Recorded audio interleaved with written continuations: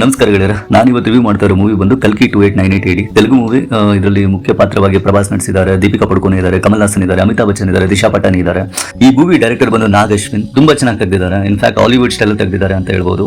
ನಾನು ಈ ಮೂವಿನ ತೆಲುಗು ರಿಲೀಸ್ ಆಗಿದ್ರು ಕನ್ನಡ ಡಬ್ಬಿಂಗ್ ಅಲ್ಲಿ ನೋಡಿದೆ. ಕನ್ನಡ ಡಬ್ಬಿಂಗ್ ಅಲ್ಲಿ ತುಂಬಾ ಚೆನ್ನಾಗಿ ನೋಡಬಹುದು. ಮತ್ತೆ ವಾಯ್ಸ್ ಡಬ್ಬಿಂಗ್ ಎಲ್ಲ ತುಂಬಾ ಚೆನ್ನಾಗಿ ಮಾಡಿದ್ದಾರೆ ಕನ್ನಡದಲ್ಲಿ ಕೂಡ.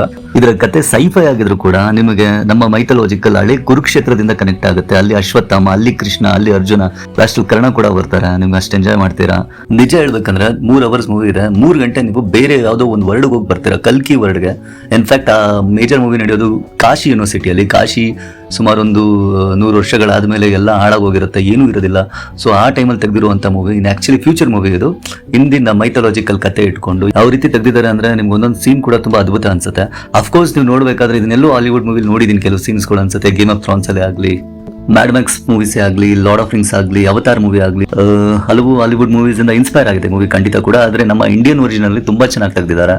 ಕಮಲ್ ಹಾಸನ್ ವಿಲ್ಲನ್ ಆಕ್ಟಿಂಗ್ ಮಾಡಿದ್ದಾರೆ. ಎಷ್ಟು ಚೆನ್ನಾಗಿ ಮಾಡಿದ್ದಾರೆ ಅಂದ್ರೆ ಅದ್ಭುತ. ಅಮಿತಾಬ್ ಬಚ್ಚನ್ ಅವರು ಅಶ್ವತ್ಥಾಮ ಪಾರ್ಟ್ ಮಾಡಿದ್ದಾರೆ.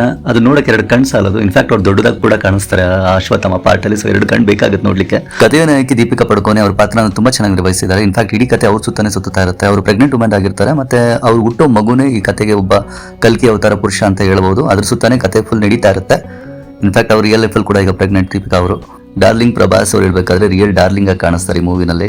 ಆಕ್ಷನ್ ಆಗಲಿ, ಕಾಮಿಡಿ ಆಗಲಿ, ಒಂದು ಐಪ್ ಕೊಡೋ ರೂಲ್ಸ್ ಆಗಲಿ, ಅಮಿತಾಬ್ ಬಚ್ಚನ್ ಜೊತೆ ಒಂದು ಫೈಟ್ ಇದೆ, ತುಂಬಾ ಅದ್ಭುತವಾಗಿ ಬಂದಿದೆ. ಮತ್ತೆ ಫಸ್ಟ್ ಫೈಟ್ ಕೂಡ ಚೆನ್ನಾಗಿ ಬರುತ್ತೆ. ಇನ್ಫ್ಯಾಕ್ಟ್ ಫಸ್ಟ್ ಆಫ್ ಈ ಮೂವಿನಲ್ಲಿ ಸ್ಲೋಗೆ ನಡೆಯುತ್ತೆ. ಅಂತದ್ದು ಏನು ಕಾಣಿಸೋದಿಲ್ಲ, ನಮಗೂ ಏನು ಅರ್ಥ ಆಗ್ತಾ ಇರಲ್ಲ ಏನು ನಡೀತಾ ಇರುತ್ತೆ ಅಂತ.